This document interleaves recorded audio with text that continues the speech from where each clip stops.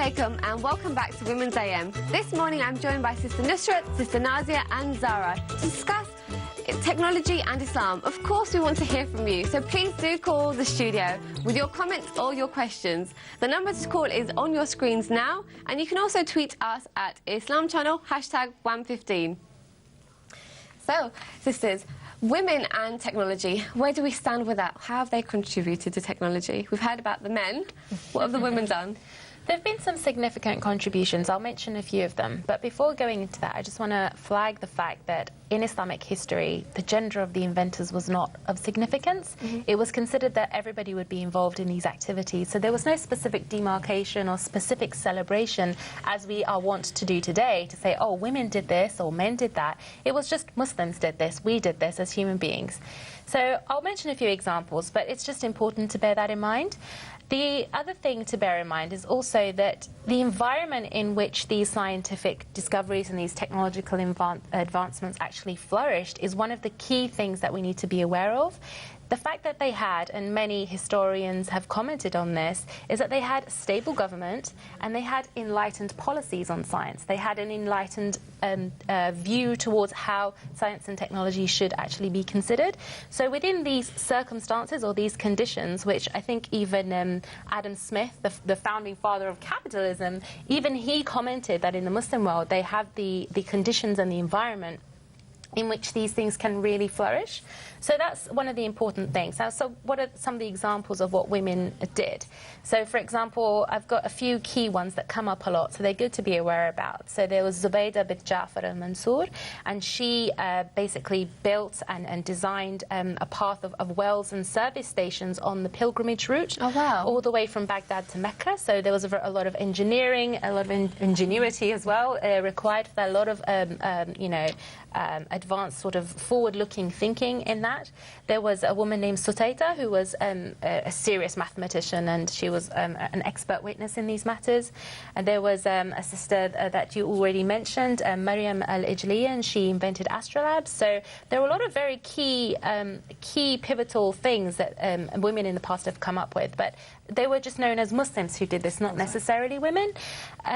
The other thing to be bearing in mind is that what can we learn from the fact that, you know, whether they were men or women, what can we learn from this? Now, again, it comes back to one of the things mentioned very earlier on in the show about women having to make a choice between career and family. So how can you really have, advancement for women in these fields if they're still having to make those choices? Now, the problem is that we look at that from a very individualistic perspective.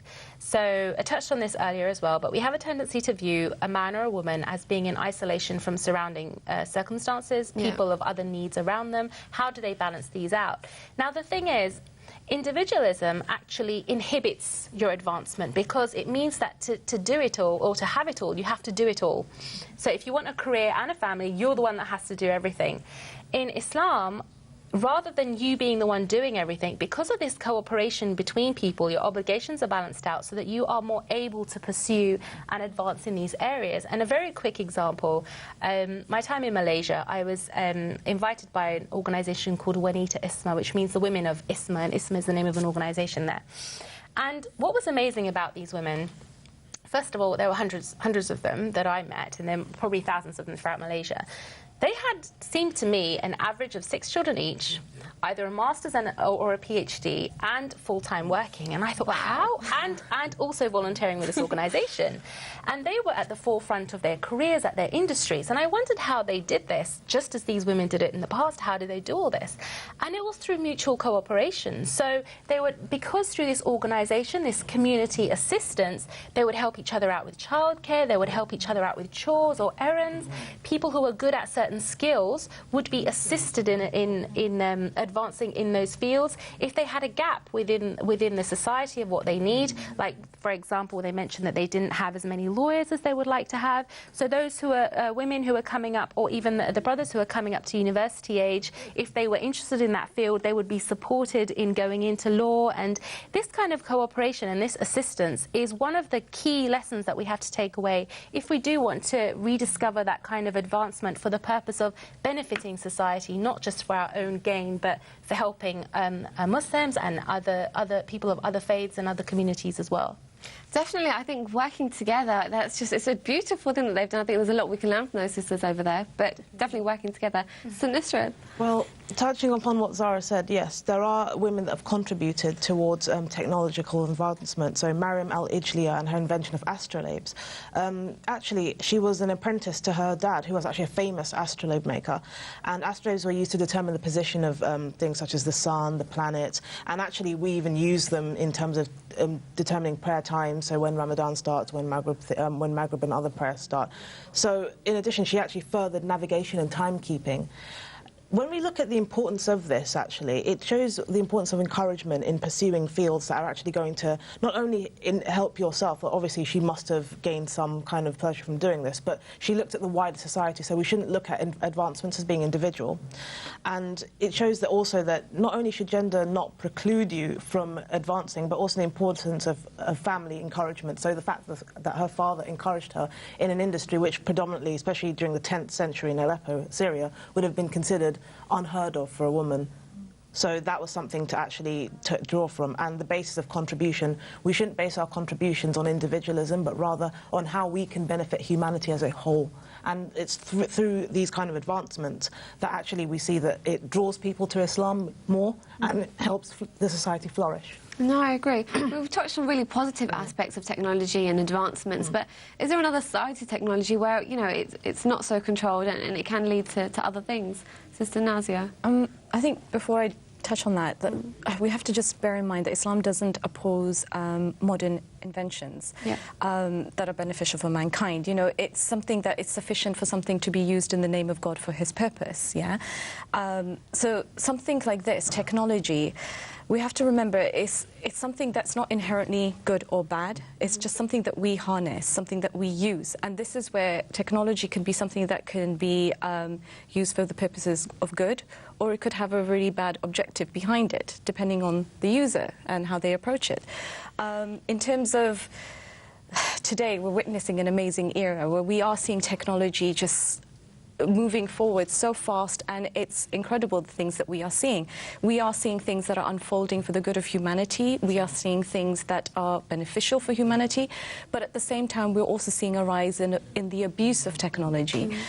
So this is something that we have to sort of keep in mind. So if we were to look at, for example, at social media, this has revolutionized the way that we communicate with the global community. It's the way to stay connected to current affairs. If you look at it, it is a platform for challenging thoughts, ideas.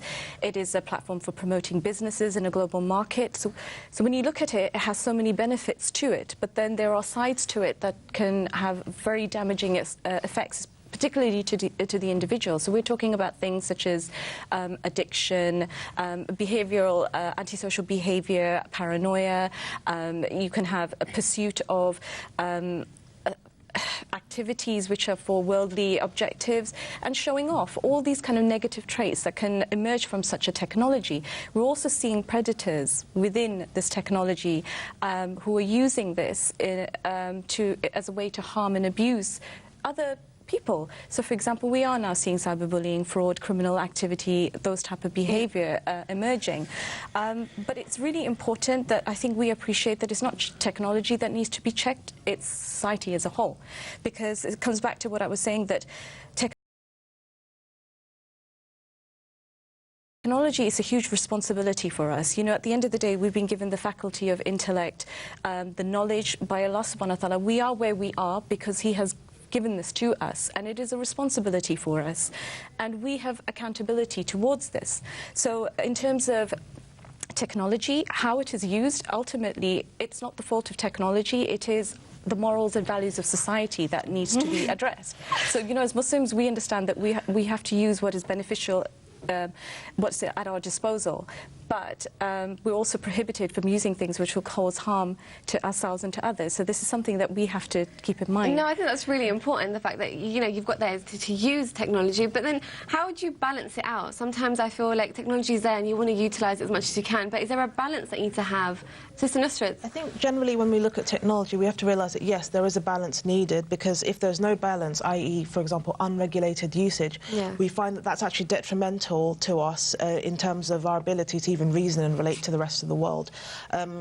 you find that when technology is used, particularly, you know, young people, it shouldn't be an age thing actually, but this is particularly prevalent among people that use their phones, laptops, tablets, or just generally any piece of technology a lot. We find that our intellectual faculties of reasoning start to become a bit lesser because we don't have that ability to kind of reason and think, okay, I've got an app for this, let me not try and think how to do that. So you know how we have on our phones, like, calculators and things like that. We don't have the ability to do mental arithmetic is now decreased. But Neil Postman actually mentioned this. He's a media theorist and cultural critic. In his book, Amusing Ourselves to Death, he explains this very danger and the importance of maintaining this balance and equilibrium. He said that Orwell feared that we'd be deprived of information. Huxley feared that we'd get so much information that we'd be reduced to passivity and egoism. People will come to love their oppression, to adore technologies that undo their capacities to think. And this is something that's actually a crisis among the society, in the society that we live in. In order to restore that balance and regulation, we need to kind of realise that, yes, technology is there, but how are we going to use it? We have to make sure that we use it in a way that's beneficial. So always think back to, how am I using it? Am I using it for my assignment or something? And I think Hamza Zortzis actually also mentioned how, in his, I think he did a Facebook status on it, about how we should also question the intention. No, definitely. I think gaming's become a bit more of an issue now. I think my day it was quite simple games. Now it's advanced. You've got virtual games where you can have your own life out there. So I think there definitely needs to be a balance when you look at these things. Final take-home messages, Sister Zara. Could you end off any point? I did something interesting this week, which is the great thing about smartphones is that you can turn off notifications. So I turned off notifications for every single app except text and calls, and the quality of my life has drastically improved over the last week.